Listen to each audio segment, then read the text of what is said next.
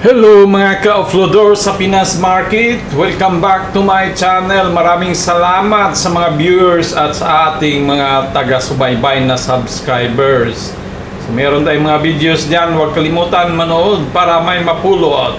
Kung bago ka lang sa aking channel, paki-please naman subscribe at saka bell button para notified ka palagi.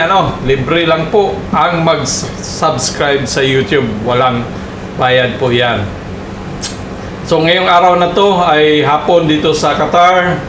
So alas 4:30 ng hapon, May 12, 2026. Gawa tayo ng special edition kay Spinnick at saka kay Pure Gold. So bininta ko na sila, si Pure Gold at saka si Spinnick, mga ka-offloader, with against. So kumita tayo ng 12,000 pesos. So, paano ko nagawang kumita ng 12,000 nitong dalawang stock, So, panoorin nyo, huwag kang umalis. So, bago ang lahat, review mo natin ang closing ng Philippine stock market, So, 5,971 tayo nag-close, down tayo ng 0.25%. So, financial, holding services, mining naman ang nag-angat. Ang financial services, mining ang nag-angat. Ang down naman industrial, property at holding firms. So yan si ICT, BDO, BPI, MBT ang nangunguna. Down naman ang alaga nating si Jollibee. Wala na tayong pakpak si Jollibee, hindi na lumipad.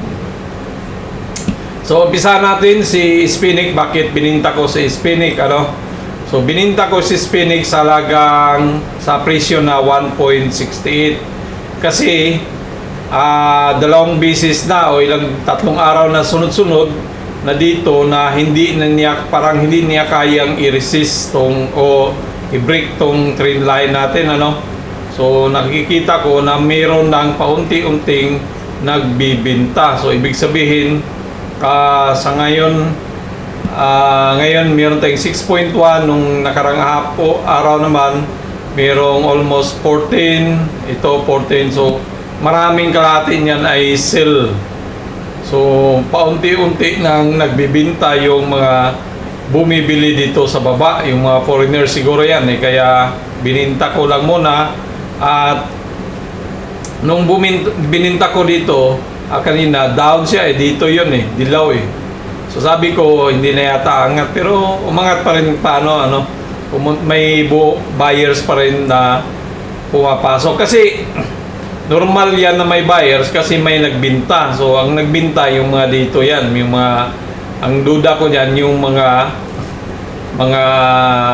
tawag nito foreigner, kaya sila nagbintahan, nag-take profit na, kasi ibig sabihin kasi niyan, kumita na sila ng 10% sa kanilang tira, So, kung bumili sila ng worth 10 million, yung pira nila kumita na rin ng 1 million. So, saan ka pa kaya nag-take profit yan? So, ngayon, anong next naman natin So, isa pa kasi nag-confirm ako kasi itong kulay pula na yan, yung dot, nakikita yung kulay pula na dot.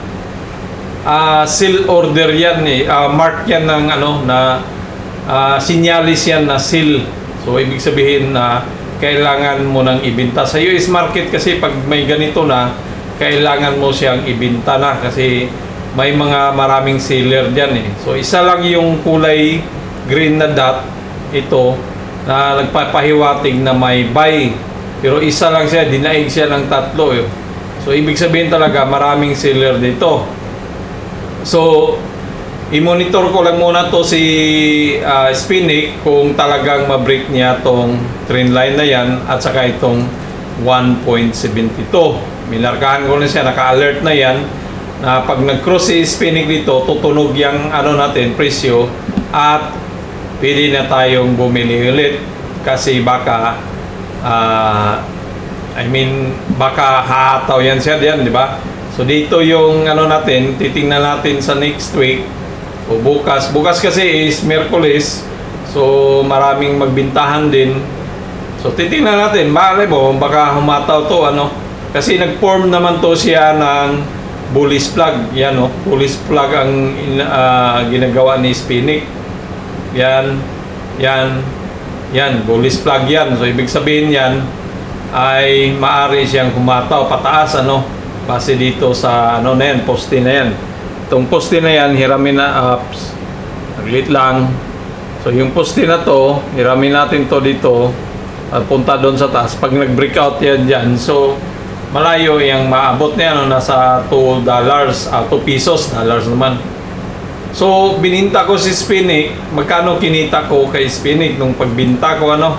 So, kumita tayo niya ng kay Spinik na halagang kasi 1.52, 1.67 ko sila binta minus 1.52 kapag ano natin, multiply natin ng 34,000 na share. So, kumita tayo ng 5,000 kay Spinik, ano? So, which is not bad. Saan ka ba kukuha? Sinong bang mabigay sa'yo ng 5,000? So, ganito tayo kumita. So, abangan natin na kailangan ma-break ni Spinik to. Yan. So, kailangan niya ma-break. Pag na-break niya yan, yan, angat siya. Kailangan natin lang isang kandila na umataw dito, ano, pataas. Yan, parang tabingi lang. So, kailangan natin ng kandilang ganyan para humataw siya doon sa taas, ay pwede na tayong bumili pasok. Bibili tayo ulit. Kasi ang pananaw ko naman dito kay Spinik talaga ay malayo ang maabot na presyo nito. Kasi gumagawa siya ng cap pattern. So, ibig sabihin, kaya niyang abutin tong 2 pesos at pwede pang umangat yan, lalo na suportado ito ng Meralco, ano. So nag-umpisa na sila ng supply ng kuryente, ibig sabihin yan ay nag-umpisa na rin silang kumikita. Tingnan natin sa earnings kung meron bang earnings to, revenue. Yan, no, meron na silang kumikita na sila, meron ng reported na revenue, ano. So titingnan natin kung saan to talaga si Spinik ngayong linggo or sa susunod na linggo. Basta sa atin, papasukin natin ulit to si Spinik pag na-break tong trend line na yan, yung down, itong down na trend line, yan, at saka itong horizontal na 1.75, ano. So, yan si Spinik. So, next naman na kumita tayo ay si Pure Gold. So, bakit ko bininta si Pure Gold? Ay bininta ko rin si Pure Gold dahil nakitaan ko ng mga seller. Ito, weak candle. So may umangat yung presyo diyan, umakyat siya. Yung presyo kasi kanina umaga umangat, gumanon yan, Pero pagka after 12 o'clock sa Pinas, bumaba siya, ganon. So kaya naisip ko na ibinta ko na lang si Pure Gold. O magkano naman kinita natin? So nabili natin si Pure Gold sa 43.38, bininta ko siya sa halagang 46. So 46 minus 43.38, so 2.62, multiply ko ng 2,800, sa kumita tayo ng 7,000 plus. So plus kay Spinik na 5,000, kumita tayo ng 12,000. So ganito tayo mag-trade para kumita tayo, ano. So pero paalala lang po, huwag kalimutan mag-subscribe sa ating channel. At isa pa, huwag kalimutan, hindi po ako isang financial advisor. Ako po isang OFW na gustong magkaroon ng income na dagdag at baka sakaling pwede natin gawing hanap buhay, ano, sa Pilipinas. So, itong si Pure Gold, kung titingnan mo kasi siya dito sa ano, kung titingnan mo sa 30 minutes time frame, meron talagang sale, yan, no? Malaking volume na sale, 1.55 million, 1.5, ito, dalawang nagsunod-sunod, dalawa yan, no? Sa 30 minutes time frame.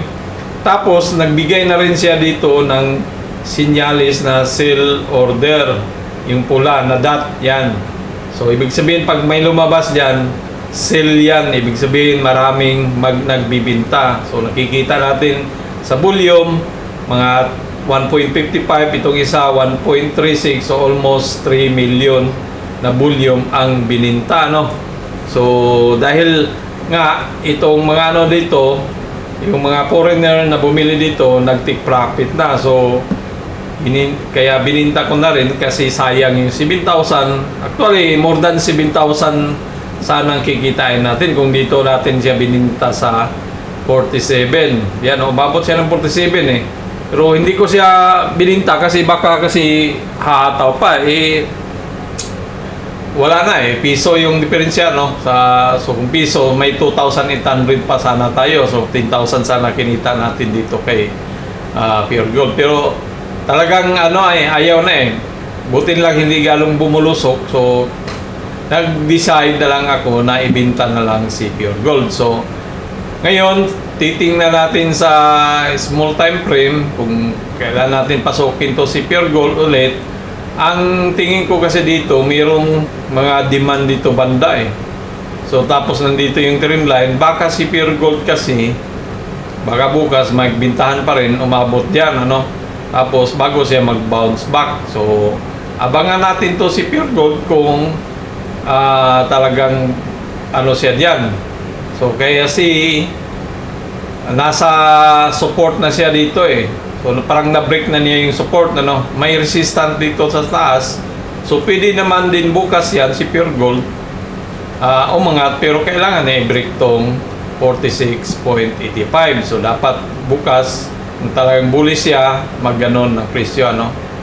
So magganon dapat yan. So pero pakiramdaman natin to bago natin siya pasukin.